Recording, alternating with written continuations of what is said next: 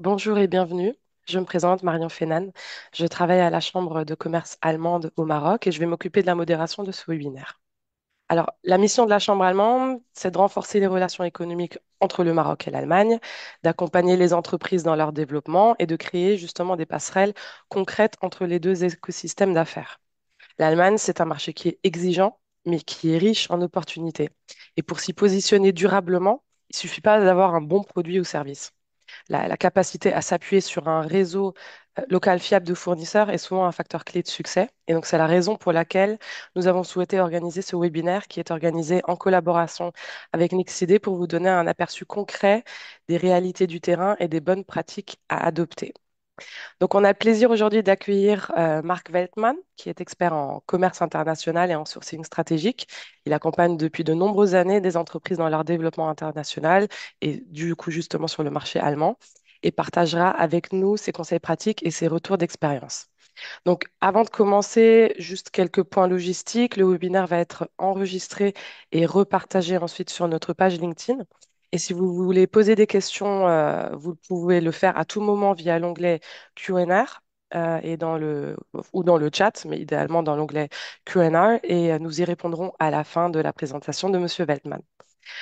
Donc voilà, Monsieur Veltman, merci d'être parmi nous aujourd'hui. La parole est à vous.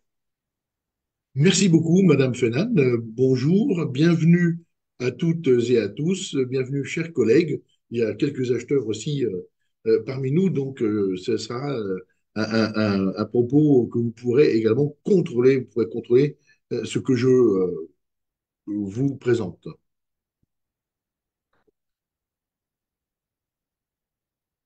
Alors, quelques mots de présentation, mais je vais rester extrêmement bref. J'ai à peu près 25 ans, 25 années d'expérience professionnelle en tant qu'acheteur, pour l'essentiel dans le commerce international.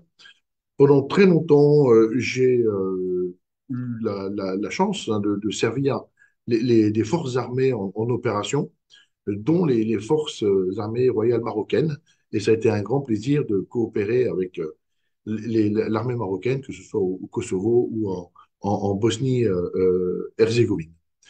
Depuis une dizaine d'années, je suis à la tête d'un bureau international d'achat qui a la particularité d'être un bureau francophone. Nos langues de travail sont le français et l'allemand, installé en Allemagne, tourné vers des acheteurs francophones qui ont besoin de fournisseurs germanophones, soit parce qu'ils viennent, par exemple, chercher des équipements en Allemagne, ou parce que ce sont des entreprises qui viennent en Allemagne pour un développement commercial. Et je pense aujourd'hui, je vais m'efforcer de ne pas être dans l'anecdote, mais de vous apporter quand même de façon un peu structurée quelques éléments de connaissances sur le réseau local de fournisseurs et son importance. Alors, je vous parle depuis Saarbrück. Saarbrück est la capitale d'un des petits Länder en Allemagne, d'un des petits États fédérés, donc la Sarre, à la pointe sud-ouest du pays. C'est une ville qui est structurée par sa rivière, la Sarre, la coupe en deux, bien évidemment. C'est un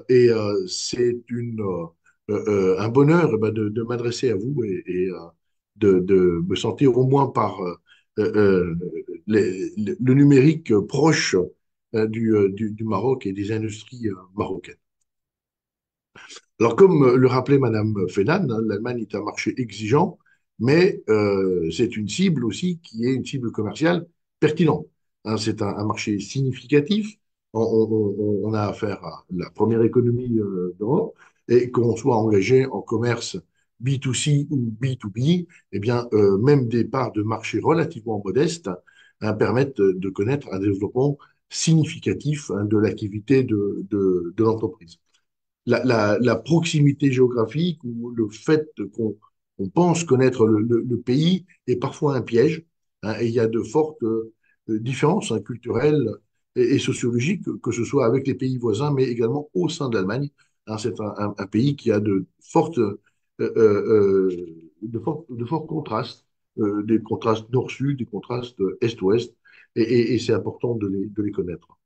C'est un pays, je ne veux pas essayer de tomber dans les lieux communs, mais c'est quand même un pays qui est très ouvert aux technologies, qui a une culture de l'artisanat, qui a une culture de la qualification, du compagnon, du travail qualifié, hein, et également une grande culture du technicien, de l'ingénieur et de la recherche.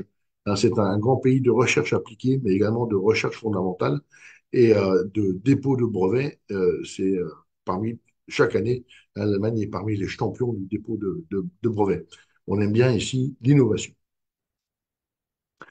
Quelques points simplement de vocabulaire pour éviter les incompréhensions.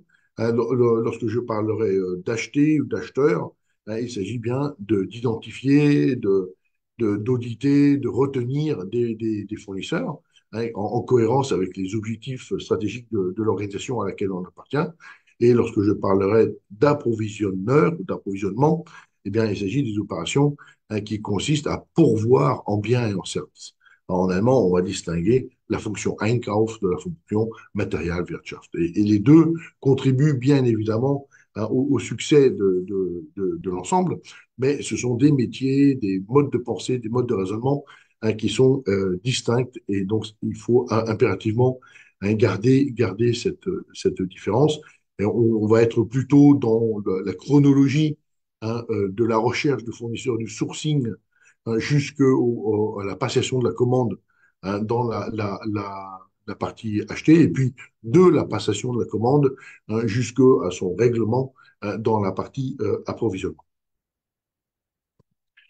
Les deux, hein, acheteurs et approvisionneurs, sont des fonctions de l'entreprise qui sont tournées vers le marché amont, hein, mais plus particulièrement l'acheteur est bien entendu le point de contact, hein, privilégié entre une organisation et sa chaîne d'approvisionnement amont, hein, son marché fournisseur, l'ensemble de ses fournisseurs de rang 1, de rang 2 et au-delà. Et c'est important d'en avoir une conscience, hein, de cette particularité, hein, de l'achat. Parce que c'est une fonction qui est parfois méconnue dans l'entreprise, parfois même pas très bien installée, parfois marginalisée. Hein, et beaucoup d'entreprises, eh bien, préfèrent s'adresser à des centrales d'achat ou créer elles-mêmes des centrales d'achat extérieures à leur organisation, hein, dans lesquelles elles vont cantonner, hein, la fonction achat qui ne sera pas vraiment, hein, qui ne va pas fonctionner au rythme de l'entreprise.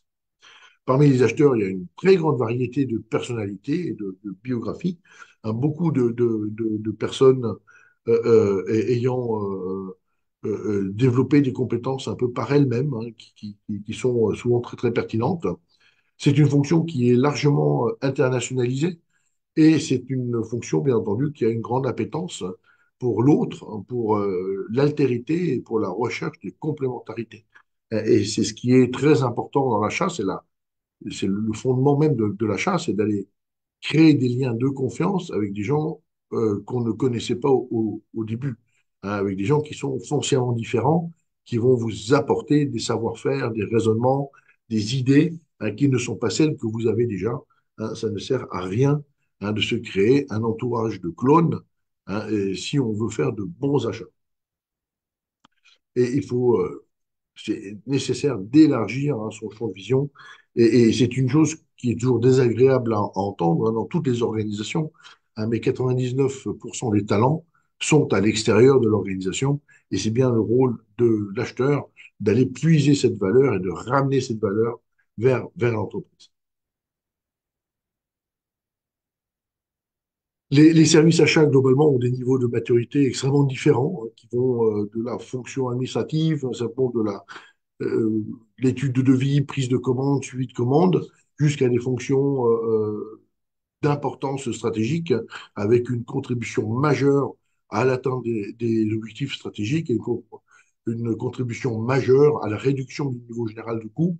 Et on va se placer peut-être, hein, dans quelque chose de plus moyen, hein, pas forcément dans l'achat le plus mature qui existe, mais certainement pas non plus dans l'achat qu'on peut qualifier au fil de l'eau, hein, qui est encore existant dans certaines organisations qui n'ont pas naturellement accès aux achats internationaux.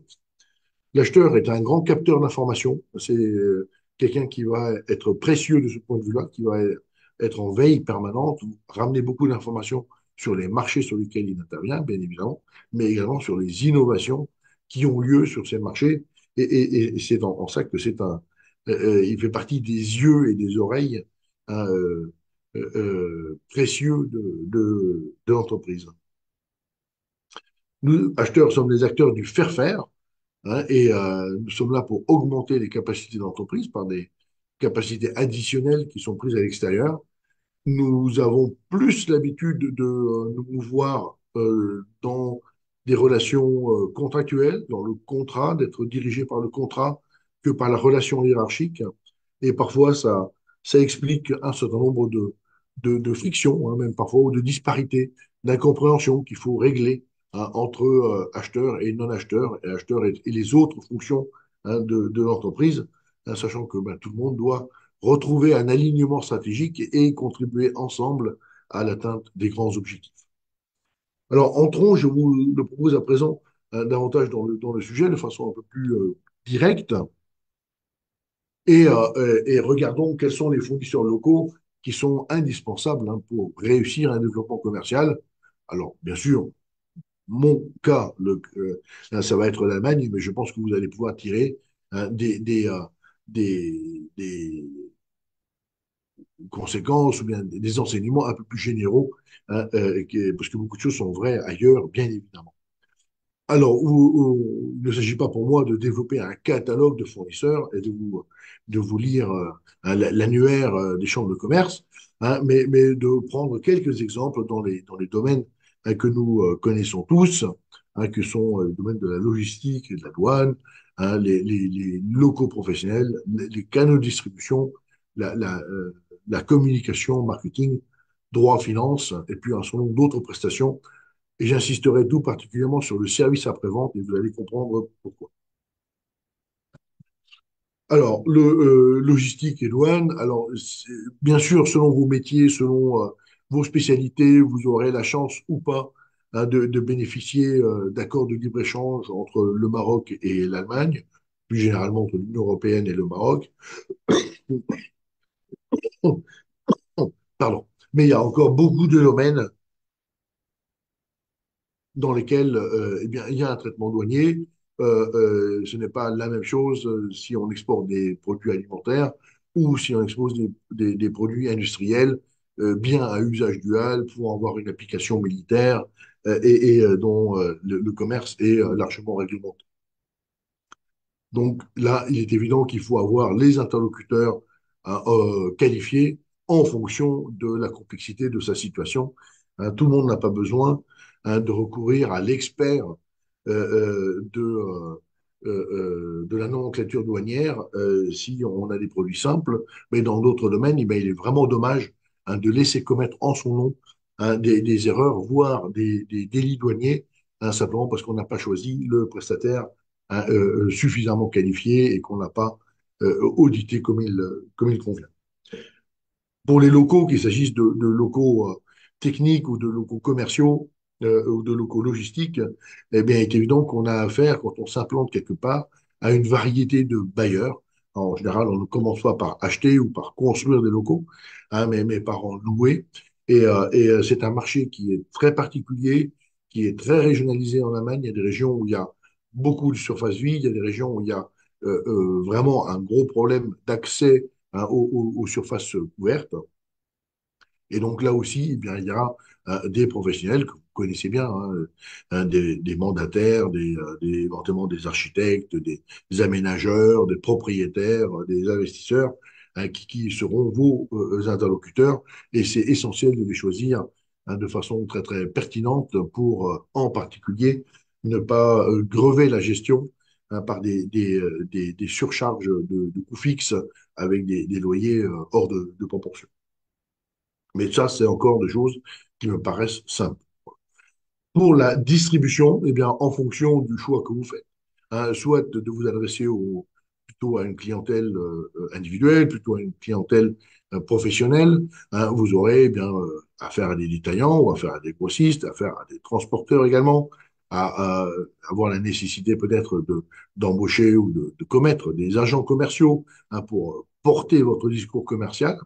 Et là, c'est très important d'avoir des gens qui ont déjà un réseau professionnel, une connaissance d'un secteur d'activité, parce que vous allez avoir un gain de temps, bien sûr, considérable. Pour les artisans monteurs, je vais utiliser une petite anecdote pour vous montrer toute l'importance de ce métier qui paraît pourtant modeste. J'ai eu l'occasion de travailler sur un dossier très intéressant d'un producteur de construction métallique pour le bâtiment qui pensait que, bah, vu que le marché du bâtiment est assez prospère en Allemagne, eh ben, il pourrait bien évidemment exporter ses constructions en Allemagne. Et heureusement, il a eu le réflexe de ne pas voir les choses uniquement d'un point de vue commercial, mais de poser aussi la question à des acheteurs et de dire, ben voilà, qu'est-ce qui est important pour vous? Voilà, pour vous, acheteurs, comment est-ce qu'il faut aborder ce sujet pour convaincre l'acheteur professionnel? On a vite arrivé à la conclusion qu'une étape, l'étape la plus importante, ou le facteur clé de succès, la personne clé, ce sera la personne directement en relation avec le client final. Et le client final, il n'est pas en relation avec le bureau d'études, il n'est pas en relation avec la logistique, il n'est pas en relation avec les commerciaux d'entreprise, il est en relation avec le modeste artisan qui va venir avec sa camionnette monter les constructions métalliques. Et pour que ça fonctionne et que ça fonctionne bien du premier coup, que ce montage soit à la fois rapide et efficace, que le résultat soit solide, eh bien il faut que la prise de mesure un an avant ait été parfaitement bien faite. Et il faut pour ça avoir sélectionné une population d'artisans qui est qu'on a sélectionné sur des critères de sérieux, de capacité d'équipement aussi, d'avoir des équipements de prise de mesure laser, d'avoir ce genre de choses, pour qu'ensuite toute la chaîne de fabrication eh bien, soit un flux performant qui arrive à la fin à l'installation chez le client de sa construction métallique et qui soit parfaite du premier coup, sans reprise, sans retour en atelier. Donc, voilà. Pour la partie marketing, communication, il est évident que les produits et les services eh bien, doivent être adaptés au marché allemand. C'est un marché qui a ses particularités, qui a ses habitudes de consommation, qui a ses habitudes de normes techniques également. Et il faut bien y être adapté. Et en termes de communication, d'efforts de marketing, eh bien, il faut aussi avoir des messages qui soient audibles pour le consommateur allemand ou bien pour l'acheteur professionnel allemand. Et pour ça, eh bien, rien de tel que d'avoir des conseils ou des agences qui connaissent bien la cible et qui vont vous aider, qui vont partager avec vous leur expérience, leur expertise pour que vous ne commettiez pas d'impair. Voilà. Il y a une énorme tradition et une forte densité de foires et salons. C'est presque incontournable pour l'exploiteur d'être présent à ce moment-là. Et là aussi, ben, ça veut dire d'avoir des standistes, d'avoir un certain nombre éventuellement de personnel d'accueil qui soit présent sur votre stand. Et là aussi, ça sera réussi si vous avez des interlocuteurs faisant preuve d'un grand professionnalisme. Pareil pour la location d'espaces publicitaires, c'est un métier très particulier, bien connaître les canaux de communication, les différents supports, et c'est très difficile pour une entreprise de l'étranger de comprendre les particularités du marché allemand en termes de support publicitaire. Je vous recommande fortement de vous appuyer sur des compétences locales. Pour la partie droit et finance, ça va un peu plus de soi.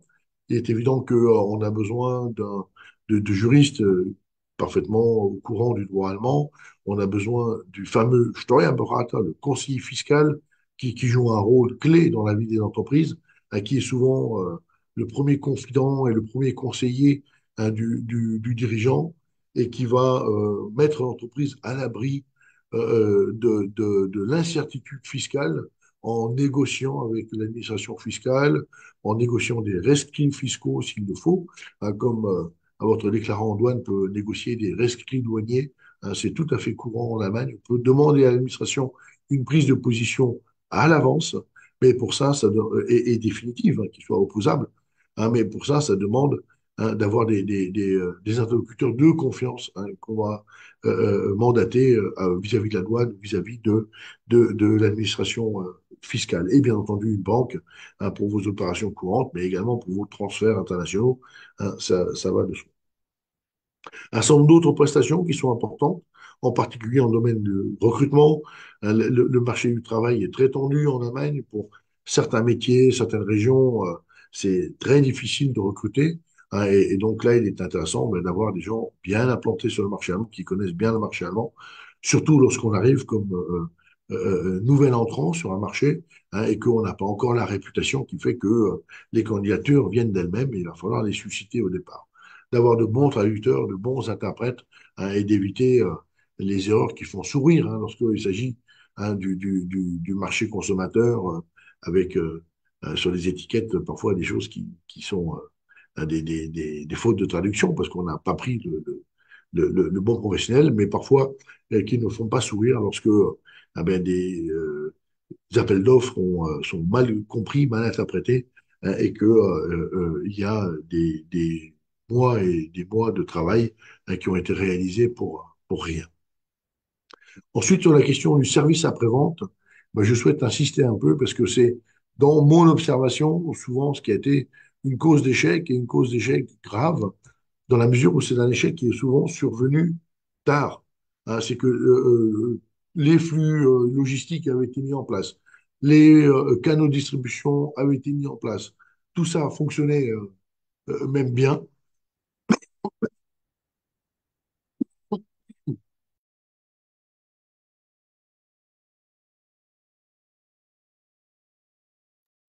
Pardon de cette interruption, mais je suis, vous l'entendez peut-être, très enroué. Voilà. Mais voilà, tout fonctionnait bien et quelques mois plus tard, on se rend compte, ou l'entreprise, l'exploitateur, se rend compte d'un oubli majeur qui est de ne pas avoir prévu un service après-vente solide, vraiment robuste, et surtout ne pas avoir intégré ce service après-vente dans le calcul des coûts, hein, ce qui fait qu'une opération dont on fêtait les premiers succès, eh bien, en fait, s'avère être un échec. Et ça, c'est très difficile à vivre, c'est très difficile pour les équipes, hein, bien entendu, pour ceux qui ont porté le projet, mais c'est très difficile aussi pour les clients ben, qui vont retrouver une attitude d'anxiété et de manque de confiance. En Allemagne, c'est un facteur essentiel. Et la mesure de la performance fournisseur se fait très souvent sur les sujets hein, de maintenance, de taux de service, de taux de disponibilité des équipements. Hein, vous le savez, hein, c'est un pays où l'industrie est très productive. Hein, les chiffres de productivité en Allemagne sont très élevés et les chiffres de durée du travail sont comparativement faibles. Il y a beaucoup de jours fériés, il y a des semaines courtes et des journées assez courtes. Mais ce qui veut dire que le temps travaillé est intensément utilisé. Hein, et une machine qui connaît une panne, c'est un sujet qui prend vite beaucoup d'importance. Et il y a peu d'interruptions du travail. Il y a les temps de changement sont courts. On a des équipes de maintenance interne, des équipes de maintenance externe qui sont hautement performantes et qui arrivent vraiment par une politique, une bonne politique de maintenance préventive, de maintenance corrective, de maintenance améliorative, hein, à baisser hein, de façon significative hein, les durées d'indisponibilité.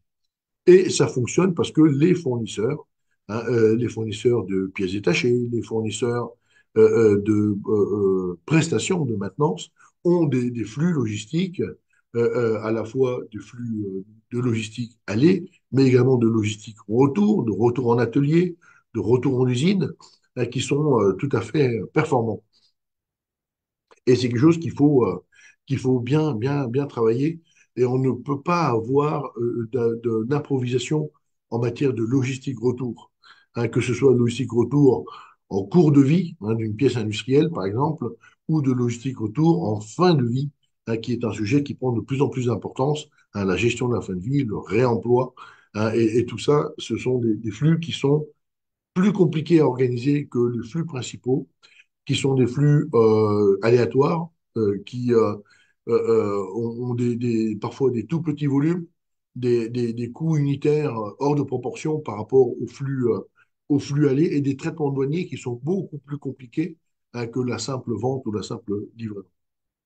Donc, ça, j'appelle vraiment votre attention avec un peu de solennité. Mesdames, messieurs les exportateurs et les exportatrices, soignez cet aspect. Hein, il en va, un, de votre réputation, mais il en va aussi hein, de l'équilibre économique de vos opérations.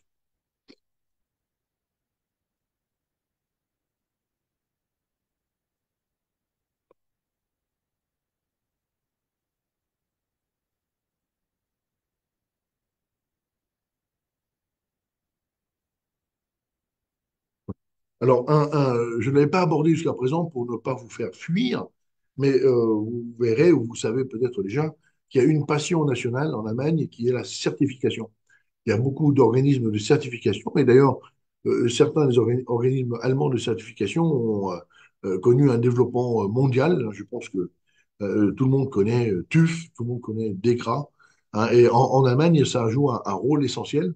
Hein, pour un jeune Allemand, une jeune Allemande, il est tout à fait normal, le jour de ses 18 ans, de se rendre dans une succursale du TÜV, hein, qui est une association, hein, pour passer le permis de conduire. Ce sont les inspecteurs du TÜV hein, qui font passer le permis de conduire. Et à partir de là, eh bien, vous avez une rencontre permanente avec ces organismes de certification. C'est pour les entreprises étrangères, pour les exportateurs qui s'intéressent au marché allemand, la clé de la reconnaissance de votre sérieux, la clé aussi de la reconnaissance de la bonne prise en compte du marché allemand. Hein, et vous connaissez hein, les normes de l'industrie allemande, DIN, et il y a des normes DIN pour tous les services, pour tous les produits, et il est très important hein, d'être dans ce contexte-là, de s'inscrire dans ce contexte-là, d'avoir conçu ces produits, conçu ces services avec le respect de la norme DIN. Vous verrez, ce sont très souvent des normes assez exigeantes, mais une fois que vous avez passé cet obstacle-là, eh bien, vous êtes prêt pour le marché mondial. Voilà, quelques adaptations près hein, de forme de prise électrique. Les organismes de certification ici sont nombreux, ils sont très sérieux, ils sont reconnus hein, et unanimement reconnus comme étant performants. Hein, et donc ça, c'est vraiment aussi un fournisseur, un type de fournisseur à avoir dans son portefeuille hein, de fournisseurs locaux hein, pour acheter régulièrement des prestations de certification et des prestations de renouvellement des certifications hein, pour être sûr de mettre en permanence sur le marché des produits qui soient garantis et qui soient fiables. Hein, c'est vraiment un sujet de crédibilité.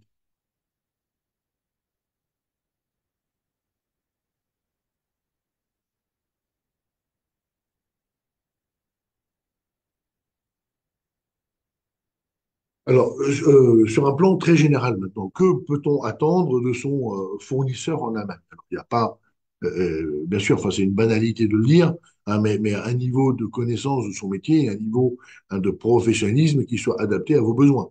Hein, ben, c'est à l'acheteur de bien comprendre son besoin et ensuite de trouver le fournisseur adapté. Hein, et ça, c'est évident, c'est une base incontournable. Hein, mais si vous avez bien choisi votre fournisseur, hein, vous allez avoir un allié, votre meilleur allié. Hein, c'est votre premier allié, c'est la seule personne qui soit vraiment intéressée à votre succès. Hein, et qui va, si vous organisez bien la communication avec elle, contribuer de façon significative à ce succès. Elle va vous apporter sa connaissance de son pays va vous apporter des aspects culturels qui vous ont forcément échappé, des aspects législatifs, réglementaires, qui ne sont pas simples à comprendre, qui ne sont pas simples à acquérir, et vous allez descendre très très rapidement la courbe d'expérience si vous avez des fournisseurs avec lesquels vous communiquez sur ces sujets-là, chacun dans son domaine. Hein. Vous apportez aussi hein, une compréhension et la capacité de communiquer hein, les pratiques professionnelles, les pratiques commerciales. Comment s'y prend-on, hein, pour être adapté au marché local, hein, et c'est quelque chose qu'on peut apprendre par soi-même. Ça prend beaucoup de temps. Si on l'apprend par compagnonnage, hein, à côté de ses fournisseurs, eh bien, on va être très, très vite, hein, soi-même un grand professionnel et très adapté au marché local en ayant bénéficié, hein, de ce transfert de connaissances. Les fournisseurs, bien sûr, connaissent le marché sur lequel vous opérez, connaissent bien vos clients, connaissent bien vos concurrents. C'est important à ce niveau-là de faire attention aux conflits d'intérêts. Hein, n'ayez pas forcément des fournisseurs qui soient aussi les fournisseurs historiques de vos concurrents, sauf si vous ne pouvez pas faire autrement. Hein, mais sinon, c'est bien d'avoir des fournisseurs qui soient dans votre camp, hein, et dont le concurrent, hein, est aussi le fournisseur de votre concurrent. Hein, et là, vous allez avoir des équipes très, très soudées. Voilà.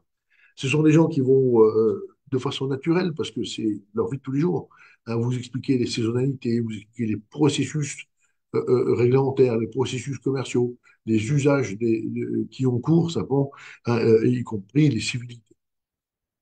Et pour ce qui est de la manne, c'est aussi très important, c'est vous expliquer les particularismes régionaux. Hein, vous l'avez vu tout à l'heure, il y a 16 États fédérés, 16 Länder en Allemagne, et dans chaque région, il y a des particularismes linguistiques, culturels, hein, qui font que on n'est pas forcément aussi à l'aise partout, hein, et c'est bien de pouvoir s'adapter en fonction de son interlocuteur et de ne pas s'adresser de la même façon à un Bavarois qu'à un Hanséatique. Ces gens-là ont une histoire différente, ont une culture différente et ne voient pas les choses de la même façon. Mais ce qui est le plus important pour vous, c'est choisir des fournisseurs, passer suffisamment de temps à choisir ces fournisseurs avec soin pour être sûr d'avoir des gens sincèrement intéressés à votre succès et qui soient des contributeurs aux objectifs stratégiques de votre organisation. C'est ça qui va vous permettre de faire des grands progrès, hein, et dont la valeur, hein, de ce que peut vous apporter le fournisseur est complètement hors de proportion avec le prix, hein, que vous allez payer pour ces prestations. Hein. Et il faut bien sûr, hein, que cette valeur soit significative, hein, pour justifier, hein, justifier largement, hein, les dépenses que vous allez faire en utilisant des fournisseurs compétents et au-delà de compétents, hein, qui soient simplement, hein, des alliés. Voilà. La, la symétrie de ça, c'est qu'il y a un certain nombre de choses que vous ne pouvez pas attendre de votre fournisseur. Hein, parce que voilà, il ne connaît pas le contexte multilingue en général. Il ne connaît pas le contexte multiculturel. Et je le vois. Pourtant, dans les relations entre pays francophones et l'Allemagne, il y a une proximité géographique. Hein. La frontière est à quelques kilomètres. Hein. Ici, si j'ouvre le rideau, on verra la France, hein, de l'autre côté de la colline. Hein, les différences sont quand même importantes et il faut accepter le fait, eh bien, d'avoir des interprètes, des personnes en position de truchement, hein, pour expliquer, hein, le contexte multiculturel et un certain nombre d'aspects, que ce soit très simple, l'aspect de calendrier, de fêtes religieuses, de fêtes nationales, voilà, de coutumes, hein, de tabous aussi, quels sont les sujets à ne pas envisager, quels sont les sujets dont on ne parle pas. Hein, et c'est très important, hein, d'être, non pas directif, hein, mais malgré tout quand même assez clair, hein, pour éviter les frictions, éviter les petits incidents qui font que ensuite tout l'effort de communication s'effondre un peu parce on prend, on aborde des sujets qui sont, où on met vraiment le partenaire en situation d'inconfort. Il ne peut pas deviner la stratégie de votre entreprise. Et c'est bien à vous, c'est bien au client d'être extrêmement pédagogue en ce qui concerne la stratégie qu'on veut suivre, et il sera capable d'amener son concours à la réussite de votre stratégie si le fournisseur a compris votre stratégie. Hein, ça, c'est évident. Voilà. Hein, mais encore faut-il le faire, et souvent c'est un effort qui n'est pas consenti. Hein, certains acheteurs refusent de consentir cet effort de quelques heures à investir pour expliquer la stratégie d'une entreprise et surtout expliquer les différentes révisions de la stratégie d'une entreprise. Ce que le fournisseur ne peut pas non plus, ce dont on ne peut pas attendre de lui, c'est qu'il travaille à titre gracieux. Hein, c'est une évidence, mais il n'est pas, il n'a pas une fonction d'association, hein, et il aurait affaire à des sociétés commerciales qui, bien évidemment, eh bien, ont besoin d'être rémunérées et de veiller aussi à leur propre développement commercial et à leur propre équilibre économique. Le fournisseur allemand n'est pas l'ambassadeur de son pays. Hein, il ne va pas remplacer les autorités publiques ou il ne va pas être le porte-parole des autorités publiques.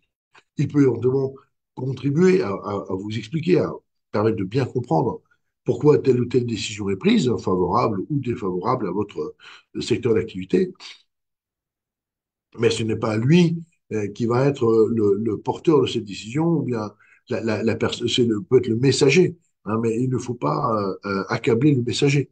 Hein. Le messager n'est que le messager. Hein, les autorités publiques prennent des décisions, des canaux de prise de décision, des processus de prise de décision qu'il faut maîtriser, qu'il faut comprendre, hein, mais ce ne sont pas vos fournisseurs hein, qui sont à prendre à témoin ou à rendre responsables hein, des décisions qui sont prises par ailleurs hein, que ce soit pour votre autorisation d'exploitation, vos transports exceptionnels, vos permis de construire ou que sais-je. Et bien évidemment, hein, le fournisseur n'est pas là pour compromettre les secrets professionnels. Hein, d'ailleurs, si un fournisseur le fait en votre présence, eh bien, changez tout de suite de fournisseur, parce que s'il vous parle des secrets des autres, eh bien, c'est qu'il parle aussi de vos secrets aux autres. Hein, et donc, ça, c'est un test absolu. Hein, si vous avez un Steuerberater, un conseiller fiscal, eh bien, il va vous parler de la réglementation, de vos comptes, de votre fiscalité, l'optimisation, ainsi de suite. Mais il ne va pas vous dévoiler hein, les dossiers hein, de ses autres clients. Hein, et c'est bien normal. C'est bien normal.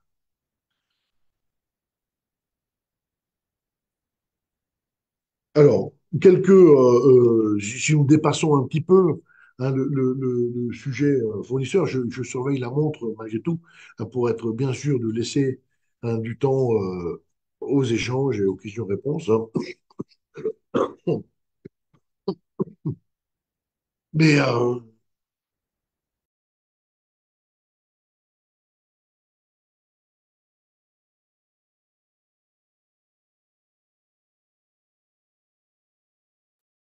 désolé une fois encore, mais la, la, la santé n'est pas au rendez-vous. Et partager quelques pistes hein, de réflexion, élargir un peu le sujet qui nous réunit aujourd'hui. L'optimisation des chaînes de valeur est un besoin. Enfin, moi, je le ressens. Vous pourrez me dire tout à l'heure comment est-ce que vous voyez le sujet, mais je trouve qu'on est vraiment dans une sous-optimisation parfois dramatique hein, des chaînes de valeur. En Allemagne, on manque de main-d'œuvre, on manque parfois d'électricité, on a des transports qui sont enfin, en rapport poids-volume, qui sont complètement sous-employés, ainsi de suite. Il y a quand même beaucoup de choses à faire hein, pour réduire drastiquement les coûts, mieux partager les processus de production entre les pays, entre les régions, au sein des pays, hein, et avoir peut-être aussi des processus globalement moins fondés sur un rapport hiérarchique du donneur d'ordre et du sous-traitant, hein, pour aller plus vers la coopération, vers des projets de co-traitance, des projets même de co-entreprise, hein, pour eh bien, avoir une coopération, de co-opétition, hein, lorsqu'on travaille avec des concurrents, mais qui permettent d'amener des chaînes de valeur beaucoup mieux construites et beaucoup mieux gérées. Hein, et il y a vraiment un potentiel énorme, et en particulier hein, je pense qu'il y a une grande complémentarité entre hein, les qualités fondamentales du Maroc et les qualités fondamentales hein, de l'Allemagne et pourraient hein, s'assembler sur beaucoup de sujets.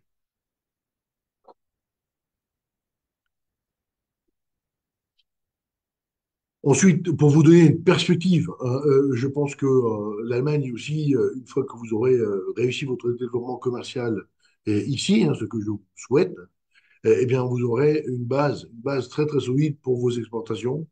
Et si on regarde les 9 pays limitrophes de l'Allemagne, alors je mets de côté la France parce que la géographie fait qu'il n'est pas forcément utile de passer par l'Allemagne pour exporter du Maroc vers la France, hein, mais pour tous les autres pays, et ces pays-là ont pour l'essentiel l'habitude, hein, de voir leur flux logistique transiter par l'Allemagne, hein, d'être servis, hein, par des plateformes régionales, au sens de l'Europe est une région, qui sont situés en Allemagne. Hein, et vous voyez, j'ai mis quelques distances, hein, eh bien, d'aller de Stuttgart à Zurich, ou de Düsseldorf à Amsterdam. C'est un déplacement d'une journée, aller-retour, hein, sans aucun problème, quoi, voilà. Hein, Berlin-Varsovie, c'est un peu plus long, hein, mais également vers Prague, vers l'Autriche, voilà. Hein, c'est le voisinage immédiat de l'Allemagne et des pays aussi dans lesquels on trouve beaucoup de germanophones. Et une fois qu'on a une base solide en Allemagne, eh bien, on peut assez facilement ajouter des maillons, hein, ajouter un certain nombre de pays à sa collection, hein, de pays vers lesquels on exporte. En ça, c'est une bonne base. Et ce que vous a dit Madame Fenan au début, ce que je confirme, c'est que l'Allemagne est un marché difficile, mais une fois qu'on a pris pied sur ce marché, on a aussi gagné une crédibilité, hein, qui vous permet, ben, d'aller vendre en Pologne et d'aller vendre en République tchèque ou en Slovaquie, en Autriche, ou voire même en Suisse, hein, qui est un marché aussi très, très exigeant. Voilà.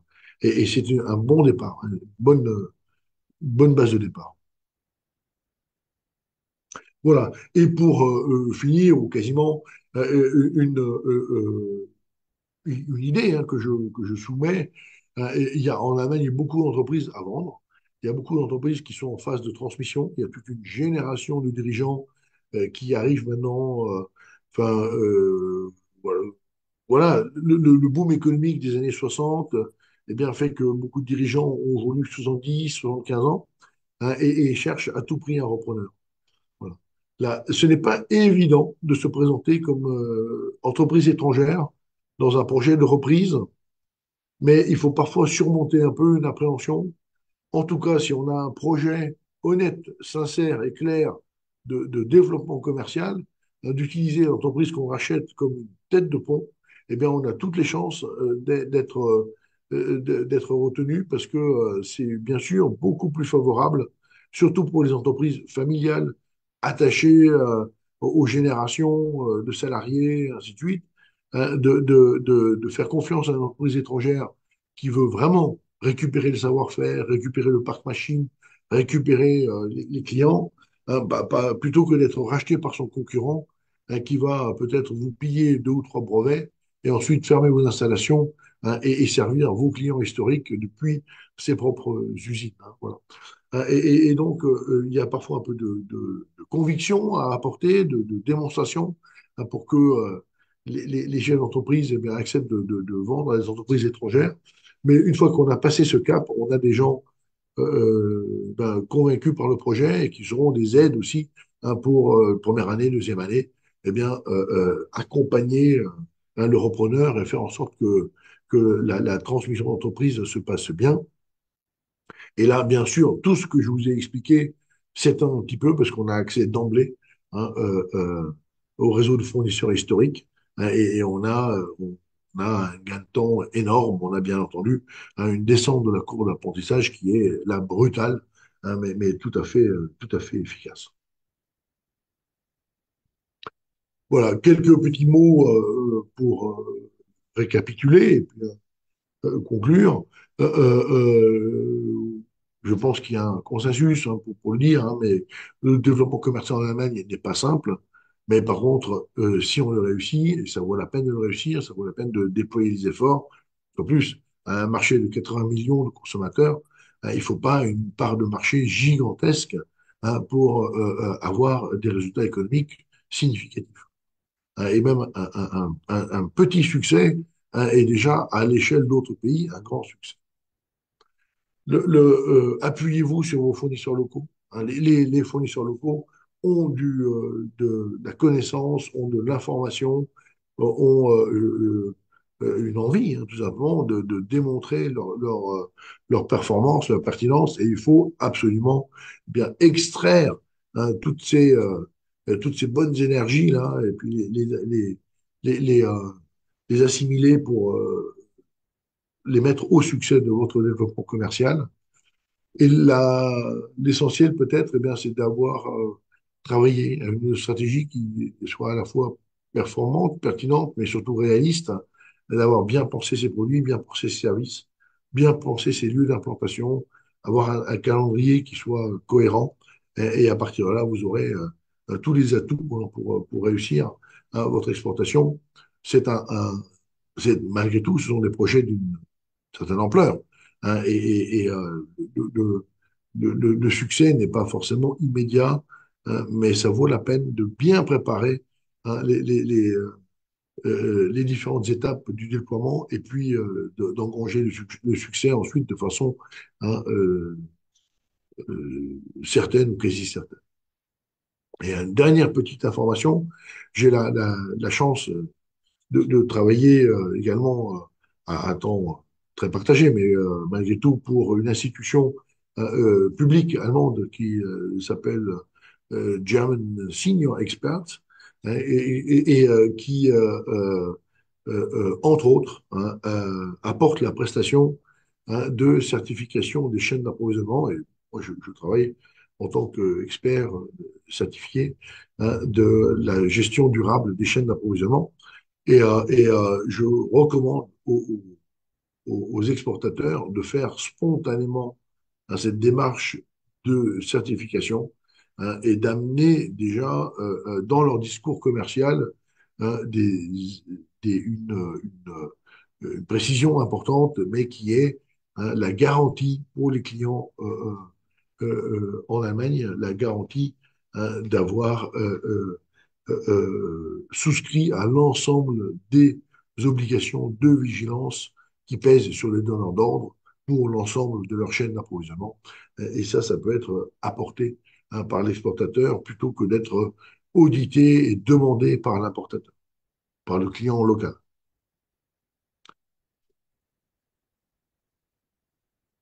Voilà, je vous remercie infiniment de votre attention et nous pouvons bien sûr, hein, bien évidemment, poursuivre l'échange. Je suis à votre entière disposition pour répondre aux questions.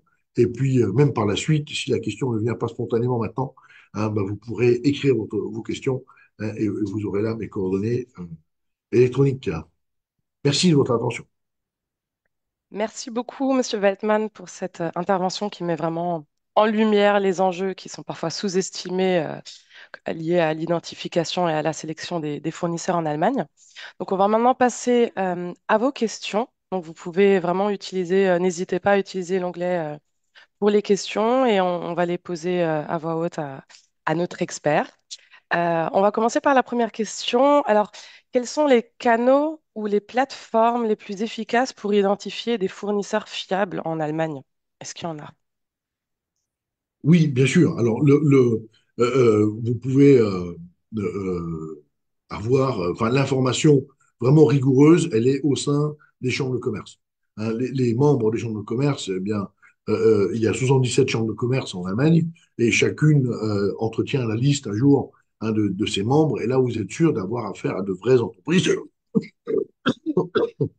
pas, pardon, du moins enregistrées, ainsi de suite, et classées par métier. Et en fonction des régions dans lesquelles vous souhaitez opérer, vous allez pouvoir faire un croisement et avoir cette information. Et donc, les Après, il y a, fameuses IHK, hein, c'est ça, hein? voilà, Voilà. IHK, absolument. Voilà. Après, il y a un autre, enfin, il y a quelque chose qui est extrêmement développé en Allemagne, ce sont les organisations professionnelles. Hein, et chaque métier, chaque grand métier a des fédérations professionnelles, et puis chaque sous-métier a soit un club au sein de ces fédérations professionnelles, soit une organisation professionnelle autonome. Ces organisations professionnelles aussi mettent facilement à disposition l'annuaire de leurs membres hein, et ça permet tout de suite de voir qui sont les contributeurs, qui participent à la vie de la profession, qui a, qui a une certaine renommée, une certaine réputation. Voilà. Moi, je ne recommande pas enfin, on ne sélectionne pas un fournisseur classique, on va dire, comme on sélectionne un collaborateur freelance, hein, sur une plateforme collaborative, hein, où on voit parfois des annuaires, de faux annuaires professionnels, hein, qui reposent plus sur des fraudes, sur l'émission de factures pour des prestations qui sont des prestations fictives, hein, et il y a beaucoup d'annuaires professionnels fictifs, hein, qui sont faits, alors pas qu'en Allemagne, hein, mais bien évidemment, mais il faut apprendre à éviter ça, en termes de sources d'informations qualifiés, hein, vous aurez aussi des interlocuteurs qui seront là pour vous guider, hein, les chambres de commerce, IRACA, et puis les organisations professionnelles. Hein, ça, c'est déjà le meilleur moyen d'entrer, hein, dans la compréhension d'un secteur professionnel. Et puis après, hein, je vous ai parlé des foires et salons. Hein, regardez les listes d'exposants, hein, y compris enfin, des événements passés, hein, parce que parfois c'est que tous les 2 ans, tous les 3 ans, et donc il ne s'agit pas d'attendre, hein, que l'événement arrive, mais dans les événements passés, vous avez encore accès aux listes d'exposants, et là aussi, vous allez avoir un aperçu extrêmement précis, hein, de quelles sont les entreprises qui font un effort aussi de communication, qui font un effort de mise, de mise en visibilité, hein, ça vous donnera des informations tout à fait fiables. Très bien, merci beaucoup. Alors, une question linguistique. Alors, bon, on sait que les Allemands sont très forts en anglais, donc est-ce qu'il faut impérativement parler allemand ou est-ce que ça suffit avec un anglais professionnel pour construire une relation de confiance avec un fournisseur? Alors, l'anglais, alors c'est un appauvrissement, hein, quand on utilise, voilà, souvent un anglais qui est en plus un peu dégradé, mais bien sûr que ça suffit pour établir un contact, ça suffit pour entretenir peut-être des relations interpersonnelles chaleureuses, ainsi de suite. Quand on aborde des sujets, et en particulier quand on aborde des sujets techniques, hein, voilà, moi j'invite à la plus grande méfiance, et vraiment, je recommande le recours aux professionnels de l'interprétariat et aux professionnels de la traduction. Je peux vous donner un exemple de chantier qui s'est déroulé tout près d'ici, concernant 2 villes limitrophes, hein, mais l'une du côté français, l'autre du côté allemand, Sarrois, pour un réseau commun. Et ce que les gens, voilà, qui communiquaient avec les moyens du bord n'ont pas compris, c'est que le référentiel dans l'altitude n'est pas le même en France et en Allemagne. La France prend son référentiel d'altitude dans le port de Marseille, et l'Allemagne prend son référentiel d'altitude dans les ports de la mer du Nord. Voilà. Et à la fin, il y avait 45 centimètres de décalage, hein, ce qui fait que tout le chantier a dû être obligé voilà, de faire l'objet de reprises, simplement parce qu'on avait traduit 150 mètres par 150 mètres. Or, il fallait traduire 150 mètres par 149 mètres, 55. Et ça change tout. Voilà. Hein, et ça, bien sûr, lorsqu'on a un niveau, même vraiment professionnel, hein, de maîtrise de la langue, eh bien, ce genre de subtilités, qui sont plus interculturelles que linguistiques, échappent complètement, hein, voilà. Il y a un moment donné où le recours aux professionnels est vraiment essentiel.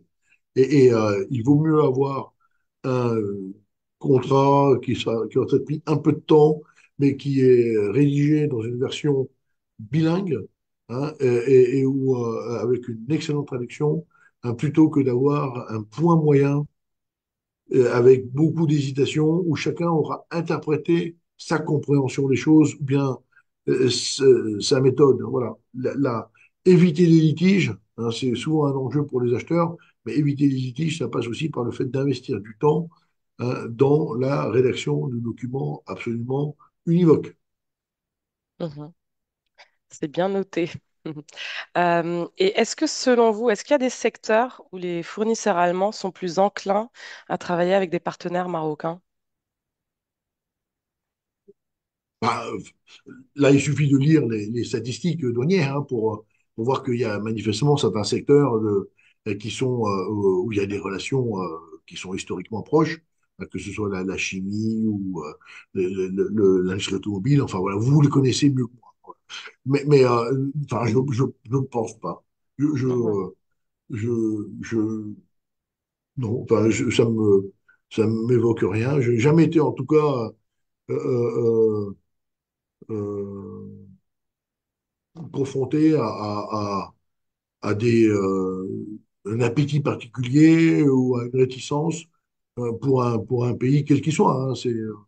Lorsqu'il n'y a pas lorsqu'il n'y a pas de restrictions légales, d'embargo, de, de, de restrictions quantitatives aussi sur les importations, ce genre de choses, il n'y a pas de souci. Très bien. Alors, je regarde encore dans les questions. Alors, pour le moment, il n'y a pas d'autres questions qui ont été posées. Bon, ça montre la présentation a été claire et complète. Dans tous les cas, on va repartager la présentation par mail avec les Oui. participants. Oui. Mais s'il nous Euh, reste un peu de temps, je peux oui, encore amener deux, trois idées. bien sûr, avec plaisir. Parce que, et comme ça, peut-être ça va faire venir des questions. Hein, voilà. D'abord, alors voilà, je livre à votre réflexion, hein, cette situation, hein, souvent, on hésite à prendre des décisions et on hésite à prendre des décisions positives. Hein, on est pas dans le faire, mais dans le ne pas faire. Et on ne mesure pas les conséquences, hein, de tout ce qu'on n'a pas fait, mais elles sont énormes. Et ça, c'est bien. Et les opportunités perdues, c'est bien là qu'on les trouve. Mais ce que je voulais encore vous montrer, hein, c'est la carte. Alors, elle n'est pas millimétriquement juste, et vous verrez, enfin, vous la trouverez facilement sur Internet, hein, et vous trouverez beaucoup de commentateurs qui vont vous dire, ah mais non, mais le village, machin, il est en fait, c'est 20 kilomètres plus au sud, 20 kilomètres plus au nord. Ils ont tous raison, mais on n'est pas là pour ça. Hein.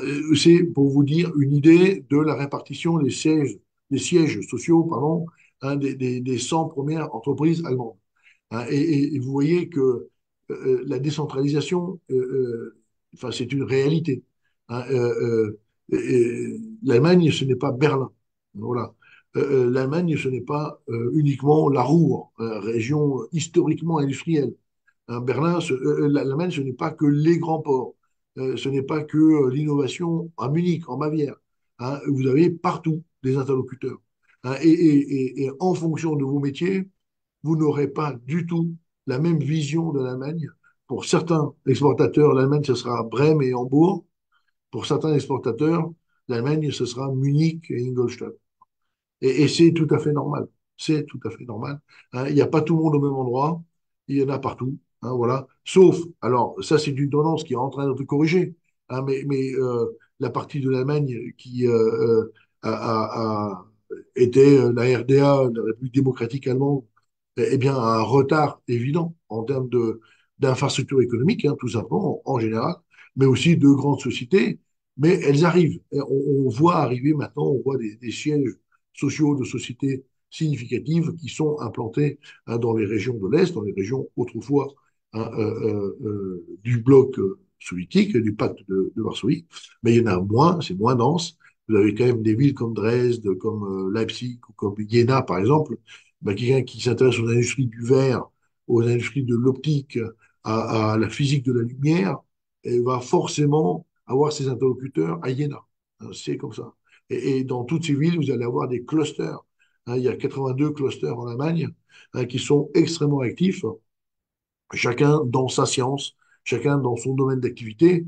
Et l'élevage, eh bien, ne va pas forcément parler aux gens des satellites et qui ne vont pas forcément parler, hein, aux gens de l'hydrogène. Et c'est bien dommage parce qu'ils ont pourtant des choses à se dire.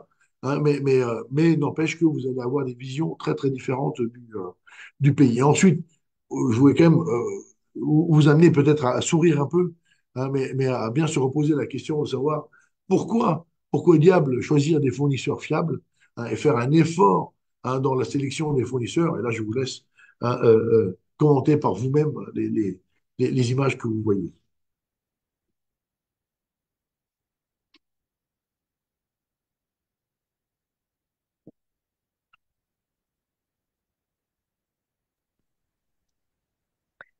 Merci beaucoup, Monsieur Veltman, aussi pour ces images qui laissent ouais, l'interprétation. Voilà, on voit sur quoi il faut faire attention.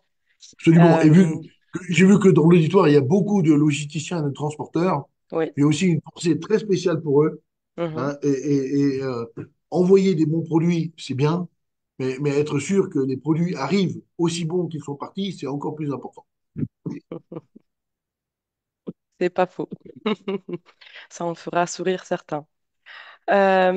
Super. Donc, on est arrivé à la fin de ce webinaire. Donc, on espère que ça vous a apporté des pistes concrètes pour structurer et renforcer votre démarche export vers l'Allemagne. Merci à Marc Weidmann pour ses précieux éclairages. Très bonne journée à toutes et à tous et à bientôt. Merci beaucoup. Merci à vous.